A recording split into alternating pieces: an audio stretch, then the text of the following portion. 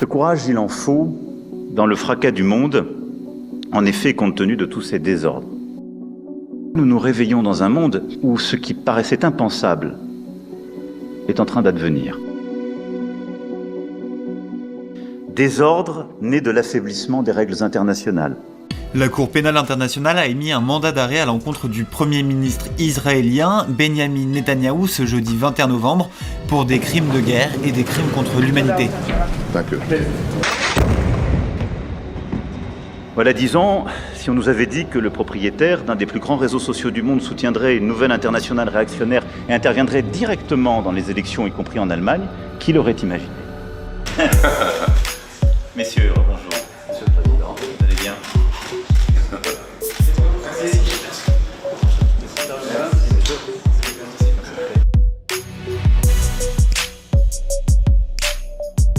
C'est le monde dans lequel nous vivons et dans lequel nous avons à faire de la diplomatie.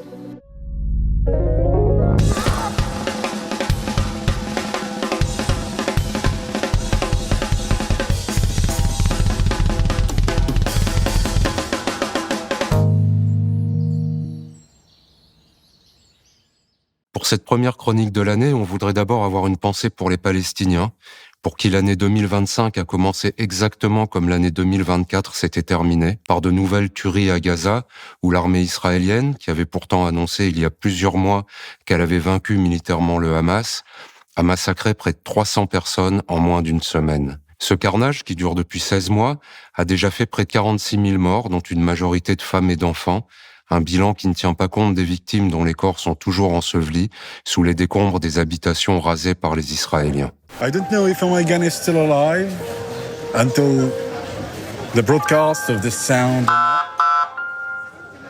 The sirens of ambulances around me is hounding me even in my dreams. Pour de très nombreux observateurs internationaux, qu'il s'agisse d'experts des Nations Unies ou d'organisations humanitaires comme Amnesty International, il s'agit d'un génocide caractérisé, perpétré en direct, et de nombreux commentateurs déplorent que le monde occidental, à quelques rares exceptions près comme l'Espagne ou l'Irlande, se désintéresse de cet immense crime. Cette dernière affirmation est sans doute un peu excessive, car dans la réalité, les Occidentaux sont très investis du côté des massacreurs. Aux États-Unis, par exemple, l'administration du président démocrate Joe Biden vient d'approuver une nouvelle livraison d'armes d'un montant de 8 milliards de dollars à Israël. Et de ce côté-ci de l'Atlantique, Emmanuel Macron, chef de l'État français, a déclaré lundi dernier, 6 janvier, devant les diplomates français réunis à Paris pour la 30e conférence des ambassadeurs, que le principal défi stratégique et sécuritaire au Moyen-Orient était l'Iran. Dans cette même allocution,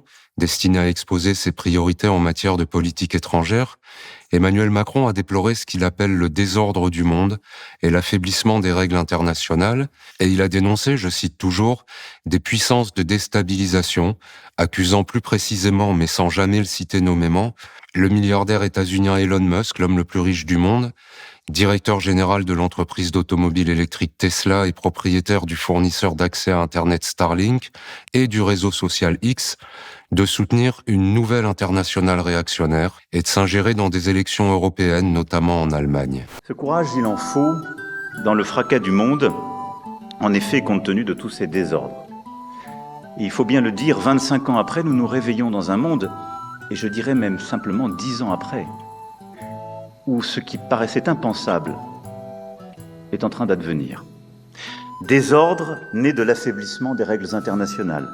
Désordre des démocraties menacées par la remise en cause de leurs promesses de prospérité, d'ascension sociale, de partage du progrès, et directement attaquées par des puissances de déstabilisation. Ce double constat est parfaitement exact, puisqu'Elon Musk, à qui Donald Trump a confié après sa réélection la codirection d'une sorte de ministère temporaire de l'efficacité gouvernementale, soutient désormais très ouvertement et très activement plusieurs organisations d'extrême droite européennes, en Allemagne, en Italie et en Grande-Bretagne, où il se permet même d'intervenir dans les affaires intérieures du pays pour exiger la libération d'un activiste raciste, ou pour réclamer de nouvelles élections, ou pour insulter l'actuel Premier ministre travailliste Keir Starmer.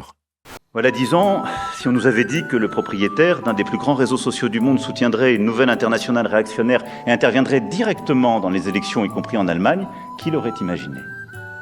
C'est le monde dans lequel nous vivons et dans lequel nous avons à faire de la diplomatie. Lorsqu'il explique dans un discours déplorant aussi l'affaiblissement des règles internationales que le milliardaire américain soutient une nouvelle internationale d'extrême droite et qu'il intervient abusivement dans les affaires intérieures de plusieurs pays d'Europe, Emmanuel Macron dit par conséquent la vérité, pour une fois. Ou plutôt, il dit une partie de la vérité, mais il laisse de côté un certain nombre d'éléments importants et assez intéressants. Il oublie par exemple que le basculement d'Elon Musk ne date pas d'hier et que ça fait au contraire plusieurs années qu'il ne cesse de dériver toujours plus loin vers l'extrême droite, au point qu'après la réélection de Donald Trump, plusieurs centaines de milliers d'internautes ont finalement déserté son réseau social, où prolifère désormais la désinformation et les discours haineux. En 2023, par exemple, après avoir plusieurs fois interagi avec des abonnés ouvertement racistes et expliqué qu'un internaute qui venait de poster sur X un message antisémite avait dit, je cite, l'exacte vérité, le milliardaire avait été accusé par la Maison-Blanche de faire, je cite toujours, une promotion abjecte de la haine raciste et antisémite. Mais cela ne semblait pas du tout déranger Emmanuel Macron, qui, quelques mois plus tôt, avait très aimablement reçu Elon Musk à l'Élysée pour parler avec lui de l'éventuelle installation d'une usine Tesla en France. Et cela ne le dérangeait toujours pas lorsqu'il a une nouvelle fois rencontré le milliardaire à l'Élysée au mois de mars dernier pour lui parler une nouvelle fois d'attractivité et d'investissement en marge de la remise de la Grand Croix de la Légion d'honneur à un autre milliardaire, Bernard Arnault. Mr. Musk, are you going to announce some investments in France? I think at some point, well, not today, but at some point, yes. Gigafactory? I mean, Like no, there's no announcement today, but I'm very impressed with President Macron and the French government and how welcoming they are to industry. So I'm confident that in the future, Tesla will be making significant investments in France. Et cela ne le dérangeait toujours pas lorsqu'il l'a de nouveau invité à l'Élysée le 25 juillet 2024 pour un déjeuner auquel ont également participé quelques dizaines d'autres grands patrons à la veille de la cérémonie d'ouverture des Jeux Olympiques de Paris.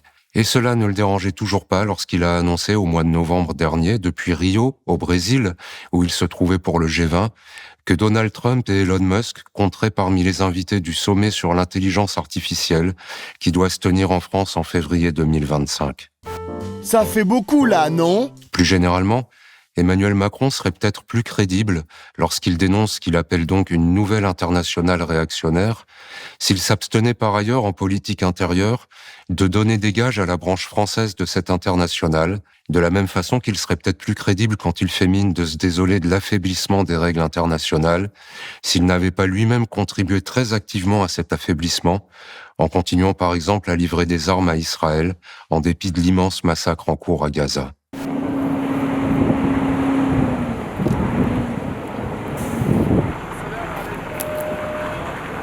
Car en France, comme on l'a déjà tant de fois dit et redit dans cette chronique, le chef de l'État, loin de s'opposer à cette droite réactionnaire dont il déplore qu'Elon Musk lui apporte son soutien, continue tout au contraire à l'aider à se renforcer et à peser de plus en plus lourdement sur l'actualité politique hexagonale. Par exemple, c'est grâce au soutien du Rassemblement national qu'Emmanuel Macron a pu confisquer le résultat des dernières élections législatives, dont le second tour avait été remporté par la gauche, pour nommer successivement 2 premiers ministres de droite, Michel Barnier, puis François Bayrou. Et c'est pour ne pas déplaire à ses parrains d'extrême droite que Bayrou, comme Barnier avant lui, s'est entouré de ministres dont le discours ne diffère parfois que fort peu de celui du parti lepéniste, comme Bruno Retailleau ou le revenant Manuel Valls, qui ont co-signé une tribune publiée le week-end dernier par le très droitier journal Le Figaro, dans laquelle ils expliquaient, un mois après le passage du cyclone Chido qui a ravagé Mayotte, qu'il serait impossible de reconstruire l'île sans faire preuve, je cite, de fermeté contre les migrants, rendus responsables de tous les maux qui accablent ce département colonie, comme l'appelle fort justement le journaliste Rémi Carayol. En d'autres termes, ces 2 ministres ont tenu presque au mot près le discours que le Rassemblement national tient depuis des années, comme n'a pas manqué de le rappeler Marine Le Pen avec beaucoup de gourmandise. En attendant cette nouvelle chasse aux migrants qui devrait lui permettre de conserver toute l'estime de l'extrême droite, François Bayrou a annoncé une série de premières mesures pour Mayotte, où les réseaux fixes de télécommunications ont eux aussi été largement détruits par le cyclone. Pour assurer les communications en urgence, le Premier ministre a ainsi promis le déploiement de 200 antennes Starlink, qui seront donc aimablement fournis par le même Elon Musk, dont Emmanuel Macron, lorsqu'il n'est pas en train d'essayer de lui soutirer quelques investissements en l'invitant à l'Élysée, fustige si sévèrement la dérive droitière. Merci d'avoir suivi cette chronique. À la semaine prochaine.